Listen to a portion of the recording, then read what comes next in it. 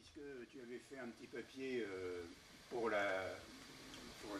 l'impertinent, et également ça a été publié dans La Raison, sur le livre 1871 de la Commune de Marseille, Michel m'a demandé de l'assister. Donc, juste quelques éléments de réflexion et de questions. D'une part, elle considère que ce que j'ai écrit est hagiographique. Pas du tout.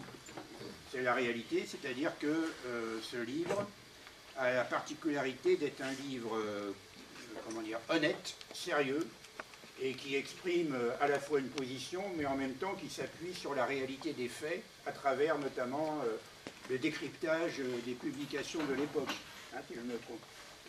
Et en ce sens, Michel, qui, rappelons-le, est docteur en sociologie universitaire, nous rappelle donc que le 4 avril 1871, en solidarité avec la Commune de Paris, ça commence à Marseille aussi. Hein? C'est pas 4 avril. Le 23 mars. Le 23 mars. Le 4 avril, c'était la fin. Je me suis trompé, oui. J'ai raison d'être modeste.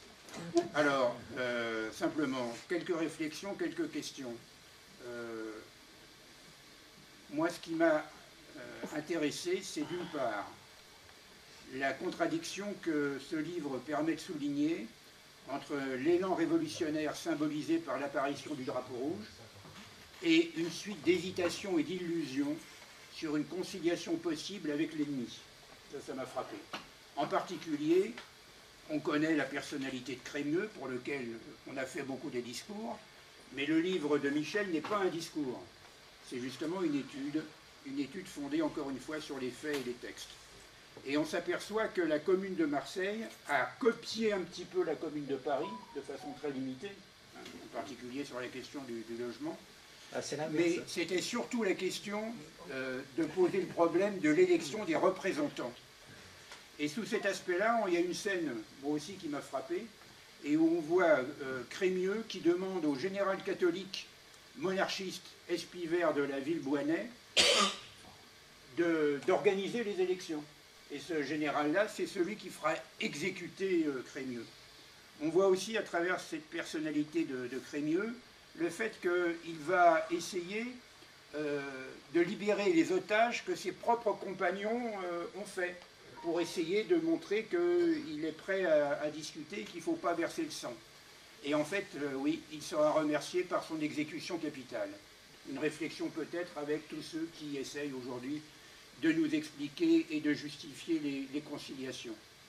Et puis aussi, j'ai remarqué, la réflexion, c'est sur celui qui a été envoyé par la Commune de Paris, Landec, et qui manifestement est en décalage par rapport à ce qui se passe à Marseille.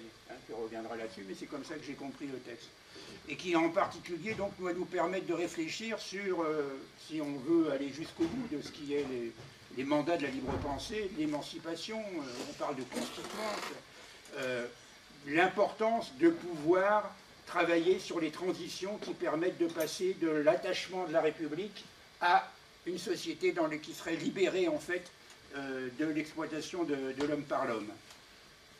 Et puis pour terminer, alors c'était une question, quelque chose qui me semble être abordé, enfin un problème abordé dans le livre de Michel, c'est qu'elle fait une distinction entre d'un côté la lutte des classes, c'est-à-dire la bourgeoisie contre la classe ouvrière, et de l'autre côté sur le fait qu'il y aurait des oppositions de vision du monde entre ceux qui veulent maintenir l'ordre et puis ceux qui sont attachés à cette bonne République. Je me permets de penser que il n'y a pas d'opposition entre les deux, sans doute que d'ailleurs Michel ne fait pas d'opposition, mais que la conscience que le peuple marseillais a de l'attachement à la bonne République, c'est en définitive une expression de cette lutte de classe à travers la volonté de pouvoir se défaire de ceux qui, au nom de maintien de l'ordre, veulent en fait maintenir le pouvoir de la bourgeoisie. Et puis il y a des choses plus en détail, sur lesquelles il pourra peut-être revenir. On s'aperçoit en particulier qu'il n'y a pas d'unité, d'unité, voilà, au sein de la garde nationale, et que ceci a permis très certainement à l'armée de pouvoir détruire la commune, et également le rôle de la classe marchande à Marseille, sur lequel tu pourras revenir parce que c'est quelque chose qui m'a semblé. Enfin, revenir sur tout. Non, mais bien sûr, mais ça me permet de manifester le fait que j'ai lu ton livre. Et alors, par ailleurs, je voudrais dire une chose, on n'en parle pas. De la même façon, alors je vais rajouter ma petite note, je suis en train de lire un livre, on ne parle pas des hérétiques qui ont été brûlés à Marseille, on ne parle pas des jacobins qui ont été massacrés, brûlés par l'Inquisition, on ne parle pas non plus des jacobins qui ont été massacrés par les royalistes au Fort Saint-Jean, et on ne parle pas des 150 morts qu'a fait la répression de la commune à Marseille. Et au moment où d'ailleurs il y a quelques centaines de milliers d'euros qui sont dépensés pour redorer la statue de la Bonne Mère, je rappelle quand même que depuis la commune de Marseille, on appelle aussi Notre-Dame de la Garde, Notre-Dame de la Bombarde, puisque l'armée y était largement accueillie par ses bons pères. Voilà. Michel, j'espère n'avoir pas déploré ton livre et indiquer que vraiment sa lecture est absolument nécessaire pour qu'il veut comprendre ce que c'est que à la fois la commune de Marseille et en même temps un livre honnête, sérieux à la fois. Et je ne parle pas non plus de toute la liste des portraits que tu fais, des hommes et des femmes qui ont été sacrifiés à la cause à cette époque-là. Merci François pour cette présentation sincère. Et oui, effectivement, donc on constate que tu as bien lu le livre. Alors, juste un mot, Henri, notre président de la Libre Pensée Lycraise, n'a pas pu venir jusqu'à nous puisqu'il y a eu un souci de santé en chemin, ce qui l'a obligé à rebrousser chemin, à rentrer chez lui. Voilà, je tenais à le préciser. Michel, la salle est à toi. Voilà. Donc j'ai préparé une présentation avec des images. Et c'est la première fois que je le fais avec mon appareil, donc vous me pardonnerez si des fois il y a des ratés. Donc la première image, c'était pour montrer qu'en fait, contrairement à ce qu'on pense, il y a eu effectivement la commune de Paris qui est très connue, mais il y a eu en même temps, en 1071, des soulèvements un peu partout en France.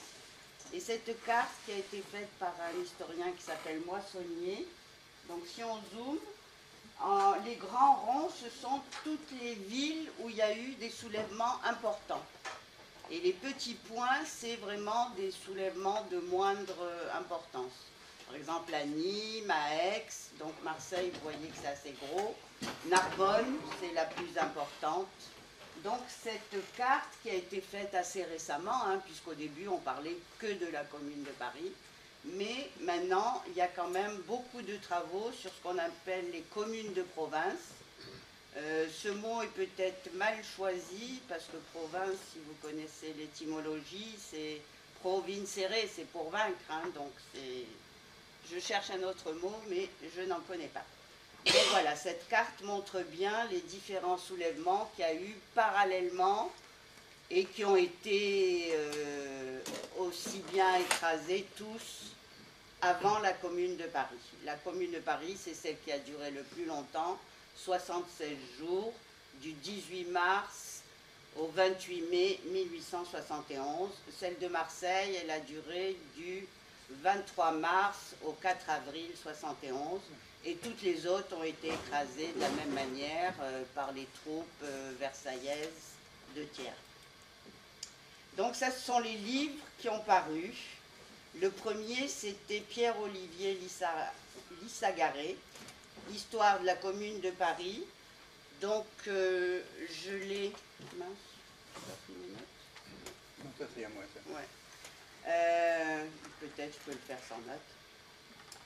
Il a été publié pour la première fois en 1896, donc vous voyez que c'est très tôt, il était exilé à Londres, et c'est réédité sans cesse depuis. Là, moi j'ai consulté une édition beaucoup plus récente, qui a été faite avec une introduction de Jean Métron. Je pense que dans cette salle, il y a pas mal de gens qui doivent connaître le dictionnaire biographique du Métron. C'est le dictionnaire biographique du mouvement ouvrier. Donc c'était le premier dans les années 70 à dire, bon jusque-là, il y a des dictionnaires des rois, des princesses, des grands maréchaux, pourquoi ne pas faire un dictionnaire des militants et des ouvriers.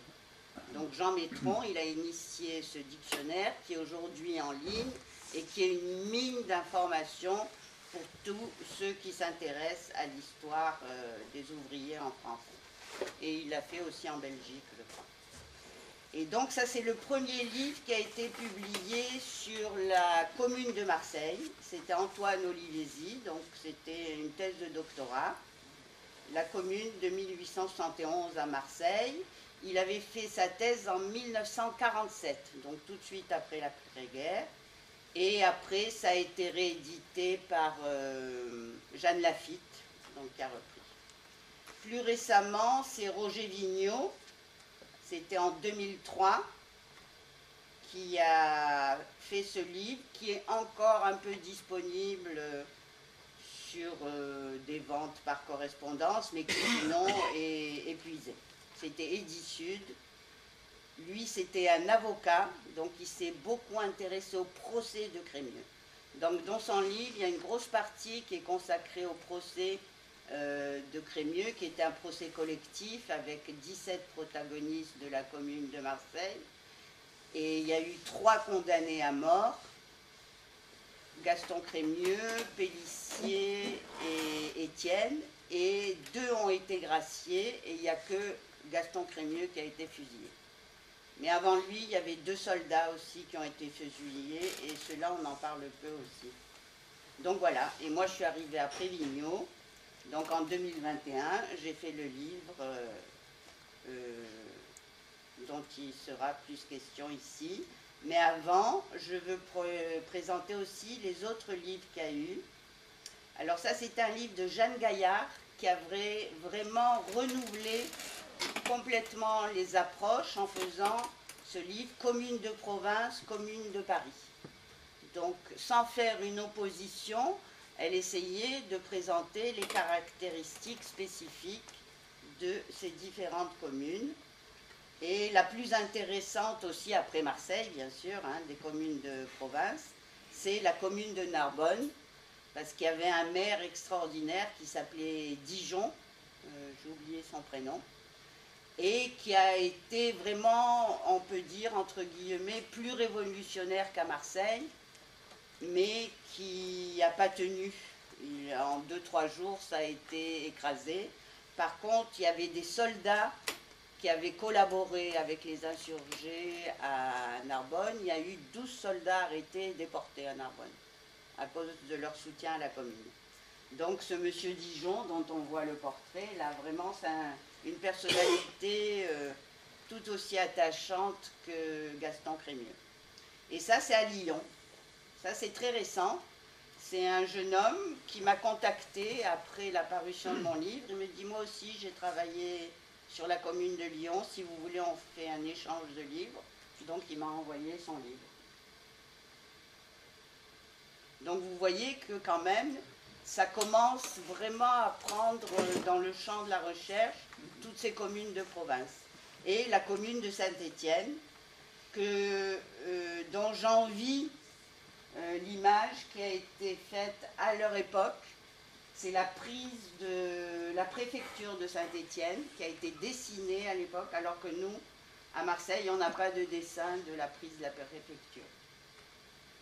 Donc des fois, j'ai envie de faire un montage, de prendre la poule et de la mettre devant la préfecture de Marseille. Très bien. Ouais, non, bah, je ne l'ai pas fait. C'est pas très risqué. Voilà. Donc j'arrive à Marseille. Ça, c'est un dessin d'époque qui montre une rixe entre ouvriers, grévistes et non-grévistes. Et on reconnaît la major derrière. Alors, ben, ça a été de tout le temps. Hein. Les patrons, ils allaient chercher les ouvriers italiens en général, hein, pour casser les grèves.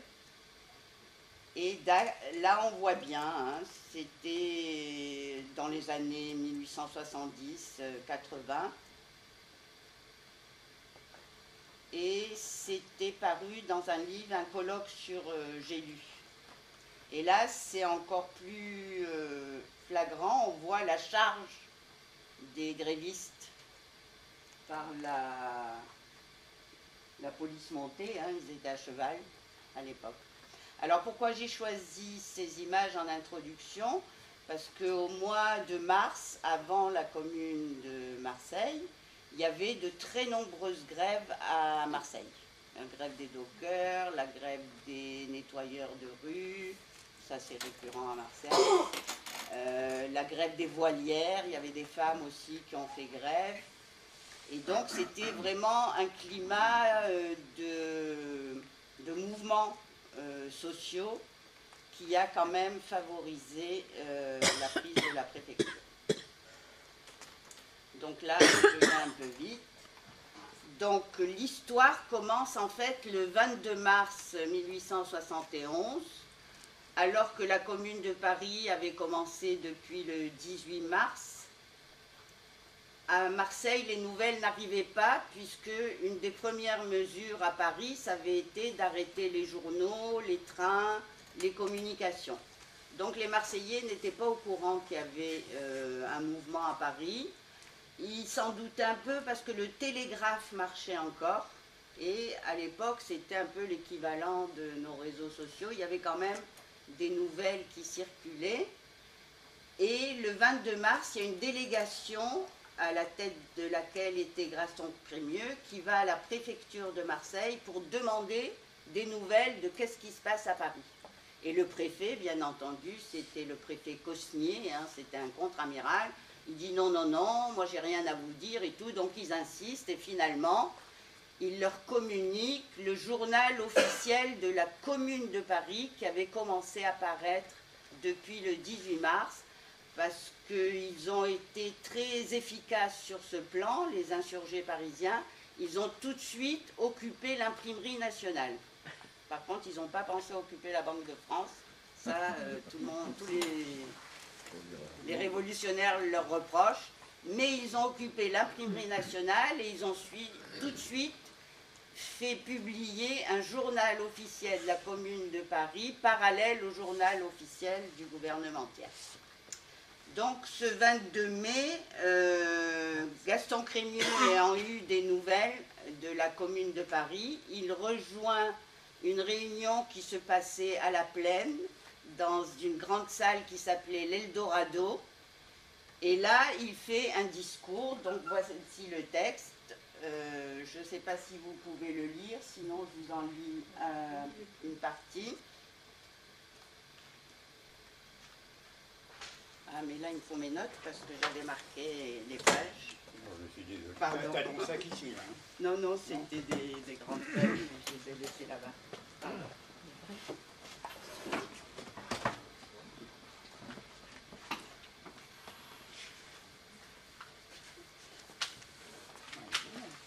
Hein? Comme ça, je retrouverai plus facilement mes numéros de pages.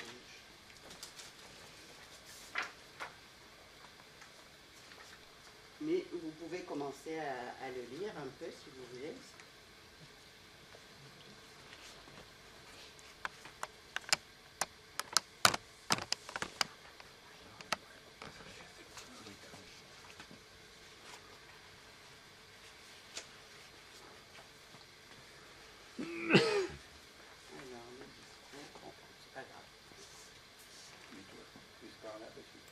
Je cache.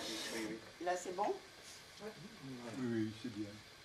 Donc voilà, c'est ce que je vous ai raconté. Donc nous venons de chez le préfet. Je l'appelle le préfet encore car sa chaise est branlante. Donc ça, c'était les qualités oratoires de Gaston Crémieux. Et sera bientôt à terre. Nous avons demandé communication du journal officiel de la Commune de Paris, etc. Le gouvernement de Versailles, ajouta-t-il, a essayé de lever sa béquille contre ce qu'il appelle l'insurrection de Paris, mais elle s'est brisée dans ses mains et la Commune en est sortie. Donc je ne vais pas tout vous lire, mais si on va à la fin du discours, il dit donc s'il nous faut combattre, nous nous mettrons à votre tête. Et c'est effectivement ce qu'il fera, hein. Nous serons obligés de le défendre dans la rue. Rentrez donc chez vous, prenez vos fusils, non pas pour attaquer, mais pour vous défendre. Donc je m'arrête à cette phrase parce que c'est très important pour savoir qu'à l'époque, les hommes avaient droit au fusil. la population masculine, à partir de 18 ans, pouvait disposer d'une arme, ce qui est inconcevable aujourd'hui, à part peut-être aux États-Unis. Mais en France, le port d'armes est prohibé, sauf autorisation spéciale. Et la commune, à Paris et en province, ça sera la dernière insurrection armée française. Puisqu'après la commune, une des premières mesures de répression, ça sera d'interdire le port d'armes. Il y aura un désarmement général de la population. Donc c'est pour ça que ce discours est important, puisqu'il appelle à prendre les armes. Aujourd'hui, c'est impossible. Dans toutes les manifestations révolutionnaires, pas vrai, je pense que personne ne me contredira, il n'y a jamais appel aux armes. Sauf peut-être... En 44. Ah oui, ça c'était pareil, il y avait un ennemi. C'était une guerre extérieure. Ah, donc ça j'aime beaucoup. Donc je vous ai dit qu'il y avait des grèves avant la commune de Marseille. Et le gouvernement versaillais avait envoyé à Marseille une frégate cuirassée. Donc c'est important, cuirassée, parce qu'à l'époque, c'était le dernier progrès, si vous voulez, en matière de navires de guerre. C'était des bateaux bien protégés, un peu comme nos sous-marins dans la Deuxième Guerre mondiale. Et ils avaient envoyé ce bateau exprès pour mater les grèves. Donc vous voyez quand même, ils avaient pris des moyens importants. Et ce bateau va rester en rade de Marseille et il va servir pendant la Commune pour des choses qui ont fait dans les journaux de l'époque vraiment des réactions très satiriques, puisque à partir de l'occupation de la préfecture, le 23 mars, là j'anticipe un peu, les conseillers municipaux qui avaient peur, trouillards, hein, pour le dire vulgairement, ils se sont réfugiés dans ce bateau. Donc la couronne, c'est quelque chose qui est resté dans les mémoires populaires, puisque moi j'avais rencontré quelqu'un, grec, qui me disait que sa grand-mère lui racontait encore que ça circulait, cette histoire, que les conseillers municipaux s'étaient cachés dans la couronne. Voilà. Donc j'étais au niveau chronologique, le 22 mars, il y a eu cette réunion à l'Eldorado, et le lendemain, le contre-amiral Cosnier, donc qui était préfet de Marseille, il décide, malheureusement pour lui, d'appeler à une manifestation de la garde nationale en faveur de Versailles. Et il connaissait très mal la garde nationale marseillaise, parce que ça faisait peu de temps qu'il était préfet. Et le lendemain, il y a effectivement une manifestation, mais les gardes nationaux en faveur de Versailles ne sont pas venus. En revanche, les gardes nationaux en faveur de Paris sont venus beaucoup plus nombreux. Donc il y a eu une foule très importante dans tout Marseille. Et cette manifestation en fait spontanée, qui était une contre-manifestation, celle qui était appelée, elle s'est dirigée vers la préfecture. Il n'y avait pas d'appel, si vous voulez, c'était spontané, hein, c'était pas organisé. Et le mouvement de foule a fait qu'il y a des gens qui ont commencé à s'introduire dans la préfecture. On a du mal à imaginer aujourd'hui qu'on pourrait rentrer à la préfecture, mais en tout cas, il y a des gens qui ont réussi. Je ne sais pas si vous connaissez le bâtiment.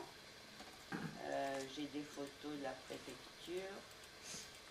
Voilà. Vous voyez, c'est une photo par avion récente. Vous voyez, c'est une citadelle, hein. Et il y en a qui sont rentrés par la gauche. Là, il y a un jardin. Et ils ont réussi à casser une fenêtre, à rentrer. Et ils ont simplement ouvert la grande porte. Et la foule s'est introduite. Donc moi, j'aime beaucoup ce récit parce que c'est quelque chose qu'on ne peut pas imaginer aujourd'hui. Voilà. Si quelqu'un rentre par effraction à la préfecture, il y a 4 quarts de CRS devant, il y a des barreaux partout. Donc c'est pour ça que j'ai pris cette photo récente, où on voit bien la difficulté à prendre cette citadelle et qui en fait a été prise très très facilement. Donc une fois que la grande porte a été ouverte, c'était très facile de rentrer. Et le 23 mai, quand ils sont rentrés, ils ont fait prisonnier le préfet qui était là, un général qui était là aussi, et ça va être en fait la seule monnaie d'échange des insurgés pendant les 13 jours d'occupation. Donc je reviens un peu en dehors sur mes photos. Ça c'est la seule photo qu'on ait de l'Eldorado, cet endroit où a commencé la commune de Marseille. Hein. C'est sur la place de la Plaine. L'immeuble a été détruit, aujourd'hui il est remplacé. Et c'est entre le 22 et le 27 place Jean Jaurès. Et avec des amis, on a fait un pochoir qu'on a mis à cette place. Moi j'aimerais bien qu'on le fasse en plus gros parce qu'en fait si on va devant on le voit à peine. Ici même le 22 mars 1871 à l'Eldorado, discours de Gaston Crémieux, prélude à la commune de Marseille. Hein? Mais il est tout petit en fait, il est de 40 mais peut-être un jour il y aura une plaque officielle. Donc ça c'est un portrait de Gaston Crémieux qui a été prise par le photographe Appert. J'ai essayé de savoir dans quelles circonstances, mais c'est impossible. Donc ça, c'est le discours. Et ça, c'est Mégy, c'est le premier qui est rentré à la préfecture. Alors lui, c'était un gars de l'AIT, hein, l'Association internationale des travailleurs, qui était devenu célèbre, entre guillemets, dans le milieu anarchiste, révolutionnaire, parce qu'il avait tué un policier qui était venu l'arrêter à Paris en dehors de l'heure légale. Il était arrivé, disons, à 6h moins le quart, alors qu'il avait le droit d'arriver qu'à 6h. Donc, voilà. Donc, il avait été envoyé au bagne à Toulon. Et lors de la proclamation de la République, il a été libéré comme tous les prisonniers politiques.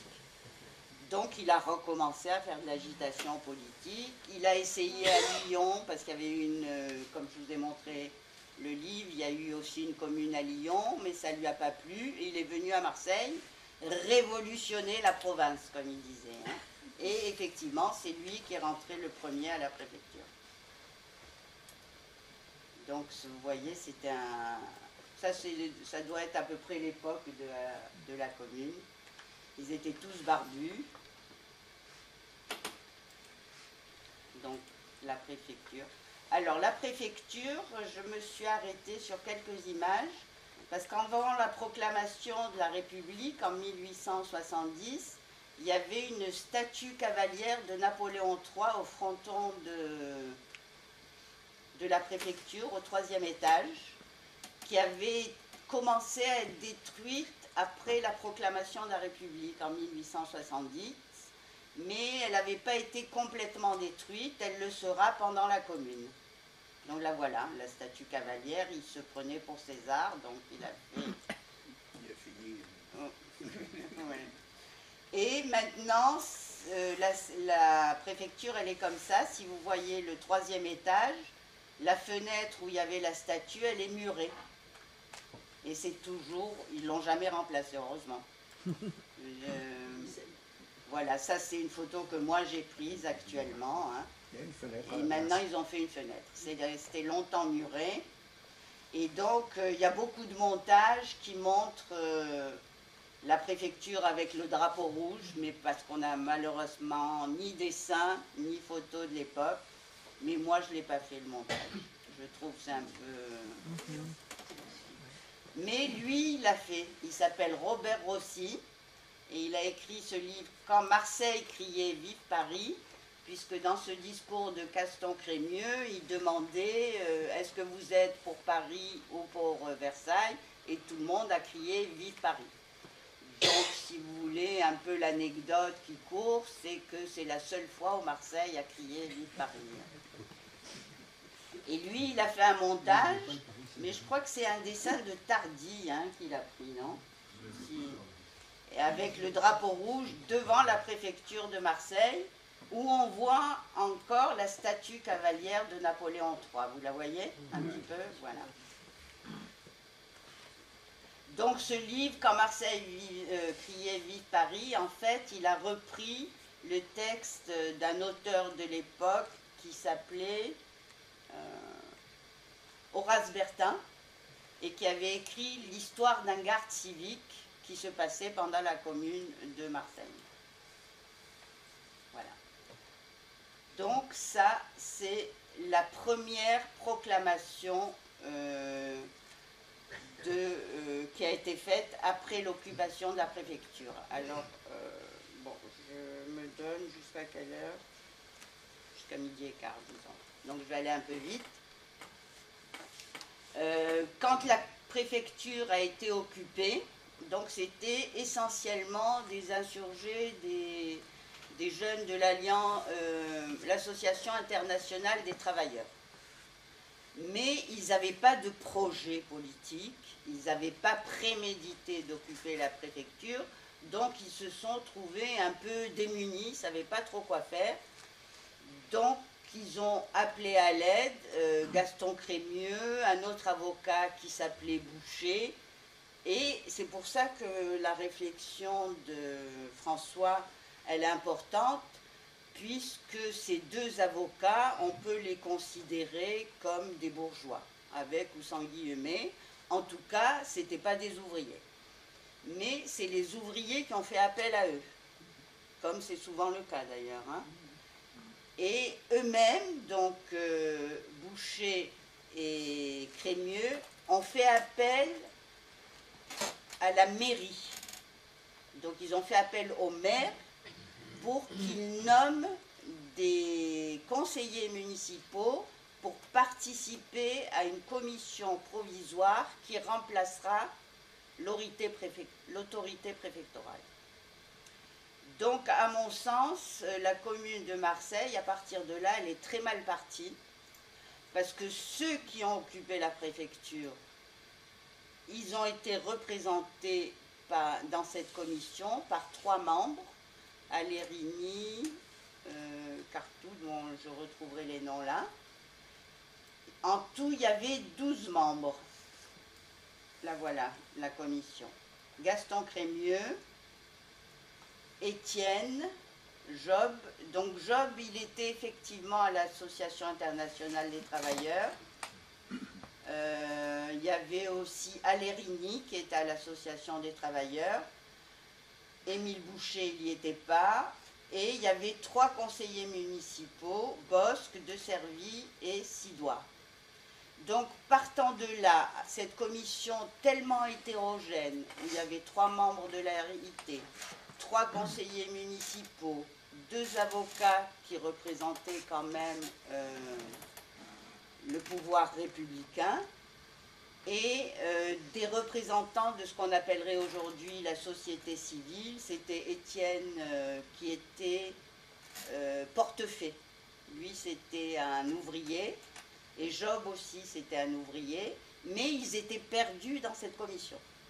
Et ce n'était pas une commission élue, comme à Paris, c'était une commission nommée, ce qui est très différent. Donc, leur légitimité, ils la tiraient, ce que racontaient les journaux de l'époque, par acclamation. En tout cas, c'était pas... Donc, ce premier discours, il appelle au calme. Gaston Crémieux dit « Nous avons évité la guerre civile, hein, puisque le 23 mars, il y a eu des oppositions entre les gardes nationaux proches de Versailles et ceux proches de Paris. Et là, il fait une déclaration pour appeler les Marseillais à rester calmes et à reprendre le travail. Donc c'est une insurrection qui n'en est pas une. Et ça va être comme ça, en fait, pendant les 12 jours de l'occupation de la préfecture. Les principaux problèmes vont se poser avec la mairie, qui réclamera premièrement d'enlever le drapeau rouge et deuxièmement de libérer les prisonniers. Donc le drapeau rouge sera enlevé au bout de 2-3 jours. Le mythe veut que ça a été remplacé par le drapeau noir, mais il n'y a aucune preuve qu'il y ait eu un drapeau noir sur la préfecture de Marseille.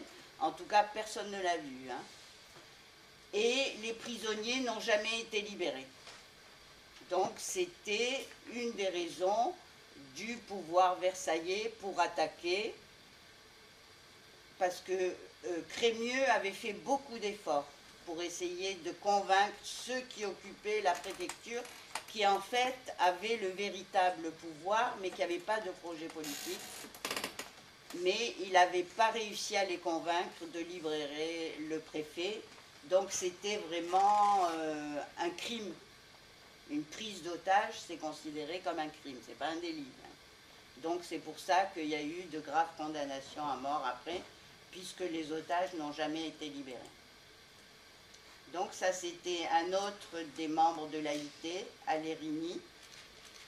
C'était lui qui avait construit le mouvement internationaliste à Marseille. Et Boucher, ça c'était l'autre avocat, que moi j'aime pas du tout. Hein. Ça c'était vraiment un magouilleur, si on peut dire ça aujourd'hui. Donc il avait accepté de participer à la commission départementale, mais 2 jours après, il avait démissionné en disant « je ne peux pas m'associer à un mouvement qui ne libère pas les prisonniers, etc. » Et lui, contre toute attente, il a été acquitté, alors qu'il avait fait vraiment accepter de prendre le pouvoir. Et ça, c'est un tract. Il n'y a pas beaucoup de tracts qui ont été conservés aux archives départementales, signé par Gaston Crémieux, donc celui-là on peut le lire. Hein. Les nouvelles que nous recevons de Paris nous autorisent à donner le plus fort démenti à la fausse dépêche signée de Thiers. Nous pouvons affirmer au contraire que les nouvelles de Paris sont bonnes et que cette prétendue dépêche n'est qu'une pitoyable manœuvre pour effrayer les soldats qui, préférant rester citoyens, refusent de marcher contre le peuple avec ceux qui n'ont pas su les conduire aux Prussiens. Donc vous voyez cette attaque contre les défaitistes, hein, ceux qui ont perdu la guerre de 70, parce que ça j'ai oublié de le dire, hein, mais la Commune elle est venue après la fin de la guerre contre les Prussiens, qui a été une horrible défaite pour les Françaises, hein, parce qu'il y a eu beaucoup de lâcheté, beaucoup de maréchaux qui ont préféré se rendre plutôt que de combattre, et c'est pour ça que Crémieux il dit qui ont préféré rester citoyens plutôt que de marcher contre le peuple. Hein. Et par contre, j'ai pas su trouver quelle était la fausse dépêche de Thiers qui était incriminée, parce qu'il y a eu beaucoup de fausses informations données par Thiers, que depuis le début, ils disaient que la commune de Marseille, de Paris était écrasée, alors que c'était pas vrai. Ils ont combattu très vaillamment. C'était CNews. Et ça, c'est un télégramme de Thiers que j'ai trouvé aussi aux affiches. Alors j'aime bien surtout la fin. Il dit conseiller le calme aux populations. Avec le calme et la résolution, l'ordre sera sauvé. Et après il a barré. La République n'est mise en péril que par les anarchistes. Donc il ne voulait pas du tout reconnaître, aussi bien à Paris qu'à Marseille, que c'était un soulèvement populaire beaucoup plus important que ce qu'on appelait à l'époque les anarchistes et qui étaient très peu nombreux. Donc ça c'est un autre des tracts de Gaston Crémieux qui appelle l'armée, non pas à se soulever, parce que ça lui sera reproché dans son discours, mais il dit « nous vous avons aidé ». Alors pourquoi il dit ça? Parce que donc après la guerre contre les Prussiens, il y a eu la libération des soldats et qui devaient rejoindre le foyer. Mais il devait avoir des feuilles de route, qu'on appelle, je pense que c'est toujours le cas aujourd'hui. Mais quand la préfecture a été occupée, les forces militaires permanentes qui étaient à Marseille, avec le général Espivent de la Villeboinnet, qui était le chef militaire de la place de Marseille, ils ont trouvé très judicieux de fuir Marseille et de se réfugier à Aubagne. Donc du fait qu'il n'y avait plus d'intendance militaire à Marseille, les soldats qui attendaient leur feuille de route, ils ne pouvaient pas les obtenir, donc ils étaient coincés à Marseille. Donc au moment de l'insurrection, il y avait énormément de soldats à Marseille. Il y avait les soldats français qui attendaient de retrouver leur foyer, et il y avait aussi les Garibaldiens. C'était des troupes italiennes qui étaient venues avec Garibaldi pour combattre les Prussiens aux côtés des Français. Donc tous ces soldats, il y en a une partie qui va se rallier à Versailles, mais une grande partie qui va se rallier aux insurgés. Et donc il y avait beaucoup d'armes en 71 à Marseille, suite à la guerre et suite au fait, comme je vous ai dit, que la garde nationale avait le droit d'avoir des fusils. Donc ça c'est la proclamation à l'armée et aux soldats. Alors ça c'est un des envoyés de Paris. Donc le 27 mars, Paris, trouvant que Marseille était un peu molle, ce en quoi ils n'avaient pas tort, hein, puisqu'ils n'arrivaient pas à libérer ni les prisonniers, ni à faire une insurrection en bonne et due forme, c'est-à-dire à se rallier le peuple, hein, parce qu'on ne voit pas trop le peuple dans cette commune. Ils avaient envoyé 3 délégués parisiens, à Montrouge, Landec. Alors est-ce qu'il y a la photo de Landec? Et Landec, ça va être un dictateur, hein, je n'ai pas d'autre mot. Il va prendre le pouvoir sur Crémieux, sur toute la commission, c'est lui qui va décider de tout, pour le meilleur et pour le pire, parce que c'est lui qui va proclamer la commune de Marseille, qui jusque-là n'avait pas été proclamée. Et il va faire la même erreur que le préfet, c'est-à-dire il va appeler la garde nationale à venir combattre, mais la garde nationale était très divisée, et il a fait exactement la même erreur que le préfet. Donc ça c'est l'arrêté le plus important de la commune de Marseille, qui appelle à des élections pour le 5 avril. Mais entre-temps, Espivent avait réuni ses troupes à Aubagne, il avait reçu des renforts de Thiers, qui lui avaient envoyé des troupes, et surtout, il était allé à Toulon, où il y avait des troupes qui devaient être envoyées en Algérie, et il a demandé l'autorisation de les récupérer pour mater la commune de Marseille, autorisation qu'il a reçue. Et on le sait parce qu'après la commune, il va envoyer un télégramme à Thiers en lui disant « Je vais bientôt vous renvoyer les troupes africaines que j'ai prélevées à Toulon ». Donc vous voyez comme l'histoire se télescope, parce qu'en même temps que la commune de Marseille, il y avait une insurrection en Kabylie, et qui a été matée pareil. Donc c'était pas la seule guerre que menait Thiers en 71, il menait la guerre contre les communes, et il menait la guerre contre les insurgés algériens, qui, certains de vous le savent peut-être, lorsqu'il y aura les communards qui seront envoyés en déportation en Nouvelle-Calédonie, il y aura aussi les insurgés kabyles qui vont être en grand nombre déportés en Nouvelle-Calédonie. Et on connaît beaucoup l'histoire de Louise Michel, par exemple, qui a été la seule à soutenir les Kanaks, mais en plus à essayer de comprendre ces Kabyles, parce que les communards, aussi communards qu'ils étaient, ils étaient très patriotiques et très chauvins. Donc ils étaient très colonialistes, les communards, malheureusement. Donc pour eux, la répression des Kanaks ou la répression en Kabylie, c'était quelque chose de normal. Ce qui aujourd'hui est difficilement compréhensible. Donc ça c'est l'arrêté fameux du 2 avril appelant à des élections.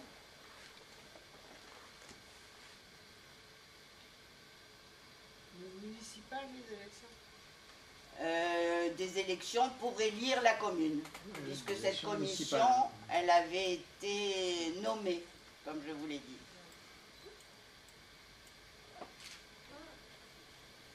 Mais ces élections n'auront jamais lieu, puisque le 4 avril, voilà, c'est de la Bombarde, hein.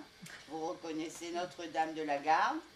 Devant, il y a les canons qui avaient été placés là-bas, parce que si vous retournez un jour à Notre-Dame de la Garde, si vous regardez, ça plonge directement la vue sur la préfecture. On peut très bien viser. Mais seulement le dessinateur, c'est un journal parisien, hein, l'illustration, il s'est trompé. Il a représenté des marins devant l'artillerie, alors que c'était des artilleurs. Mais ça faisait mieux peut-être les marins avec leurs petits bonnets, leurs pompons. Mais c'est une erreur de représentation, hein. Mais on voit bien, vous voyez derrière, la concentration des troupes. Ils étaient à peu près, on dit, 6000 hommes, des troupes d'Espivans. Entre tout, hein, entre ce qu'il y avait comme force permanente à Marseille, plus ceux qu'il a prélevés à Toulon, plus les renforts qu'il a reçus. Et lui, il a débauché beaucoup de soldats. Beaucoup de soldats sont venus combattre aussi à ses côtés. Alors que de l'autre côté, on estime à la préfecture les insurgés peut-être 600, ce qui n'est pas beaucoup. Et, pardon ? 10 fois moins. Et on connaît mal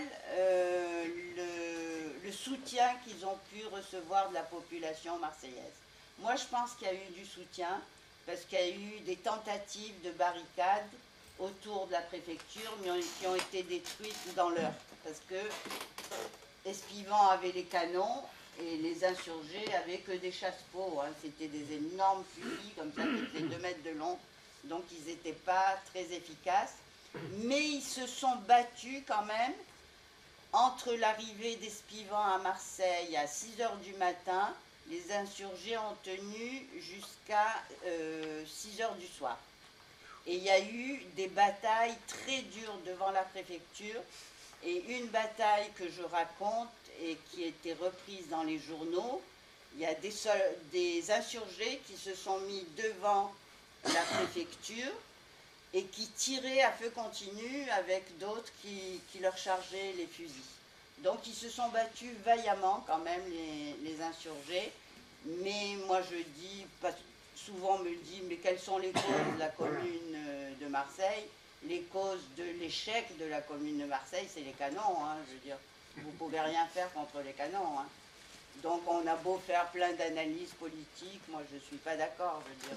Une fois que vous êtes sous le feu des canons, il n'y a aucune théorie politique qui tient, je crois, hein. Donc ça, c'est le chef du pouvoir exécutif qui dit que ça y est, la commune de Marseille, voilà. Les troupes réunies aux portes de Marseille pour y faire cesser la triste parodie de la commune de Paris se sont emparées ce matin de la gare, du chemin de fer, et sont en marche vers la préfecture. Ça, c'était le 4 avril à 2 h 55 de l'après-midi. Tout, jour par jour. Hein. Ah oui, heure par heure. Heure par heure. Et le général Espivans, le lendemain, il va écrire à Thiers: j'ai fait une entrée triomphale dans la ville de Marseille avec toutes mes troupes, ce qui n'est pas vrai du tout. Les journaux disent on avait obligé les gens à sortir. Vous savez comment ça se passe quand il y a un président de visite, il y a des crieurs qu'on va chercher, mais il paraît que la foule était silencieuse, que c'était une population marseillaise très attristée, parce que les morts n'avaient même pas été relevés des rues. Il a marché dans les rues où il y avait encore les morts. Il y avait quand même 150 corps au moins à terre. Plus, ils ont fait, là il dit, 500 prisonniers qui ont été envoyés au château d'If. Et effectivement, il y en a eu plus après. Ça, c'était le 5 avril. Donc, dans les jours qui ont suivi, il y a eu des milliers de prisonniers. Bon, beaucoup ont eu des non-lieux, parce qu'ils ne pouvaient rien leur reprocher, si ce n'est d'être marseillais. Et il y a eu quand même des centaines de procès.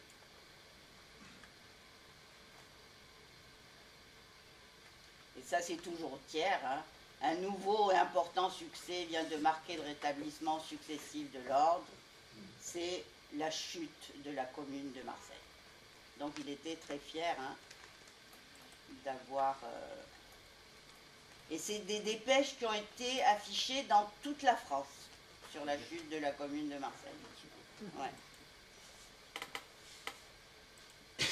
Et ça, c'est le château d'If, qui a été publié en même temps que le dessin que je vous ai montré, là, de Notre-Dame de la Bombarde, dans le journal parisien L'Illustration, où il disait « Le château d'If ou les prisonniers communeux de Marseille ». À l'époque, ils appelaient ça les communeux, pas les communards. Et c'était la pire des prisons marseillaises à l'époque. Donc voilà notre boucher de la commune de Marseille, le général Espivant de la ville Boigné, boucher entre guillemets de la commune de Marseille. À Paris, c'était le général Gallifet. Nous, on a eu Espivant. Il a bien une tête de général. Hein. Et ça, il a même fait frapper des médailles. À son nom. Ouais. Par ordre du général Espivant de la ville Boigné, la ville de Marseille est en état de siège. La préfecture est reprise sur les insurgés le 5 avril. Et donc l'état de siège, il va durer jusqu'en 1976. 1876. Merci. Avec le blason de la ville.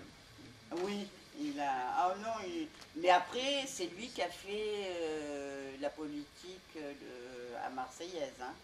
Ni la mairie, ni... Voilà, et celle-là, elle est en or. Il en a fait 2. Le 5 avril 60. Et je ne sais pas où elles sont, elles sont au musée Carnavalet, je les ai cherchées à Marseille, j'en ai pas. Voilà. Les fédérés de Marseille sont vaincus, l'ordre est rétabli. Bon, bien sûr, c'est l'ordre des vainqueurs, hein, comme vous pouvez vous en douter. Et ça, moi, je l'ai appelé le bourreau de la commune de Marseille. Lui, c'était le général Taubazin, qui était président du Conseil de guerre, qui a prononcé quand même 15 condamnations à mort, dont la plupart par contumace, hein, puisque les gens avaient eu la bonne idée de fuir Marseille avant d'être attrapés. Crémieux, il avait essayé de se cacher, alors qu'on lui proposait de le transporter à Gênes, hein, pour le protéger. Il avait dit non, je reste à Marseille. Moi, je pense qu'il est resté à Marseille parce qu'il avait une femme et 3 enfants. Donc il s'est caché. Crémieux, c'était ce qu'on appelait les juifs du pape. Hein. Il était de religion israélite, même si c'était un non-pratiquant. Mais il était déiste quand même. Et il s'est réfugié au cimetière israélite de la Timone, qui existe toujours, et c'est là-bas qu'il y a son caveau. Mais il a été retrouvé parce qu'il y a eu une chasse à l'homme, et ils l'ont pris au cimetière, ils l'ont fait prisonnier, ils l'ont jugé. Donc ça c'est un dessin de son exécution, c'est un dessin d'époque. Il a été jugé au mois de juin, procès collectif, où comme je vous ai dit, il y a eu 3 condamnés à mort, 2 ont été graciés, et lui a été fusillé le 30 novembre 1871. Béni par un prêtre. Pardon? Béni par un prêtre. Non, c'était un rabbin, C'est un mais rabbin. il était représenté comme habillé pareil. Et ça, c'est un dessinateur contemporain, Étienne Savoy. C'est moi qui lui ai commandé ce dessin, parce que l'autre, je le trouvais pas beau. Et je trouve que celui-là, il est plus représentatif, parce qu'il faut dire que Crémieux, contrairement à des récits d'autres personnes exécutées après la Commune, il est mort debout. Il est mort très courageusement. Il a refusé de se faire bander les yeux. Il a refusé de se faire attacher au poteau d'exécution. Il est resté debout devant les 12 fusils, puisque une fusillade, c'est 12 fusils qui tirent. Et il y en a un qui a une balle à blanc, mais personne ne sait lequel avait la balle à blanc. Donc c'est pour éviter une culpabilité possible. Mais je ne pense pas qu'il se sentait très coupable.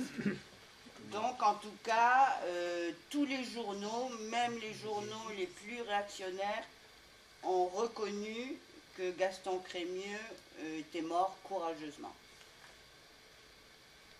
Hein? Non, non, rien. Comme qui? Ah non, Vas-y, dis. non, je pensais à la mort d'Alain D. Allende, je sais pas, il est mort debout aussi, comme ça? Oui, il est mort courageusement. Ouais. Eh ben, c'est une belle comparaison. Et ce n'est qu'en 2021 que la mairie de Marseille, après le changement, donc après la chute de Gaudin, a fait une plaque à la mémoire de Gaston Crémieux au Pharaon, près de l'endroit où il a été fusillé. Donc là, je vais arrêter, et si vous voulez bien rester encore quelques minutes, il y a notre ami Tonio qui va interpréter 2 chansons. Voilà, donc l'enfant du peuple. J'ai appelé cette partie-là des voix du peuple, l'enfant du peuple.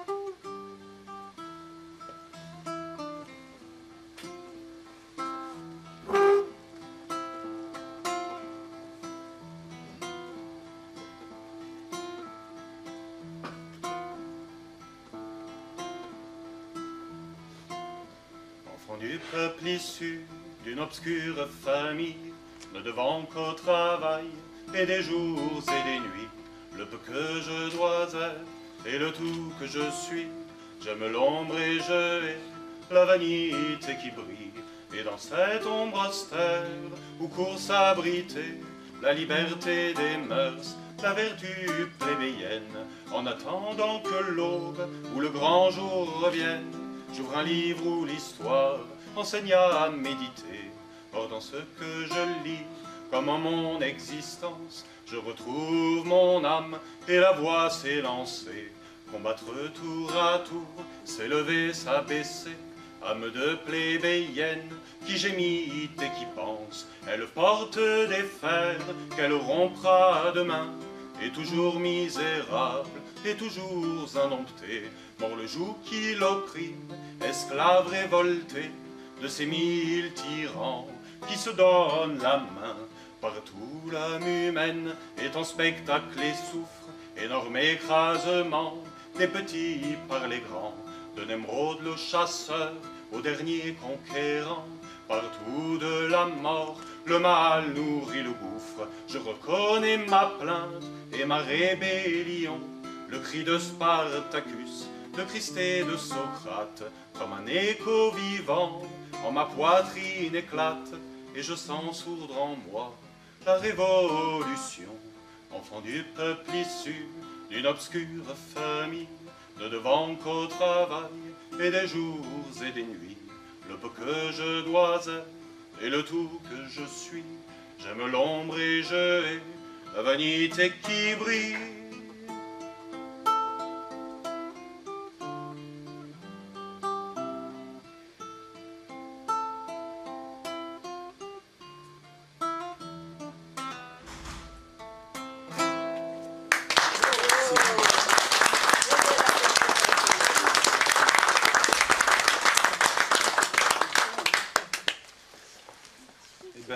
J'ai de plus en plus de plaisir à interpréter Gaston Crémieux et à entendre tes présentations. C'était un bonhomme très sincère quand même. Il paraît une anecdote que Michel m'a racontée, qu'il avait souvent un petit pistolet dans sa poche.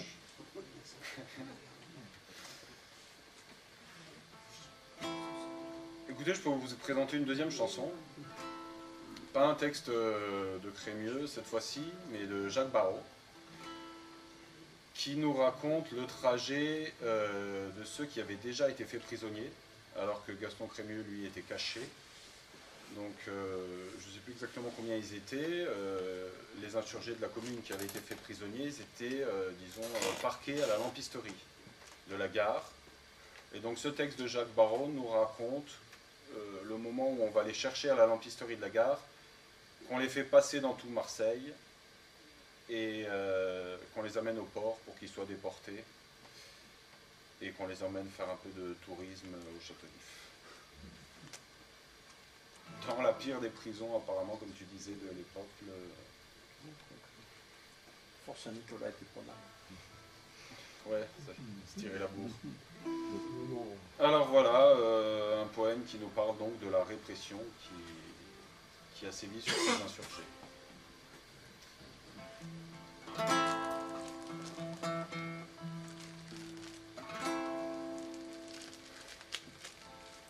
La nuit du 5 avril à cette heure indécise, où la lune pâlit et l'horizon s'irise de quelques reflets d'or, un convoi de captifs à la parole rare de la vieille fossée vaincue à la gare et marcha vers le port. Ils allaient deux à deux liés par une corde, comme un chien dangereux dont on craint qu'il ne morde, toujours se souvenant de leurs 7 compagnons de la lampisterie, qu'on avait l'avant-veille horrible tragédie, fusillés froidement. Quels étaient ces captifs qu'on traitait de la sorte? Ils avaient à coup sûr crocheté quelques portes et volé l'habitant. Oh non, ces malheureux étaient purs de tout crime.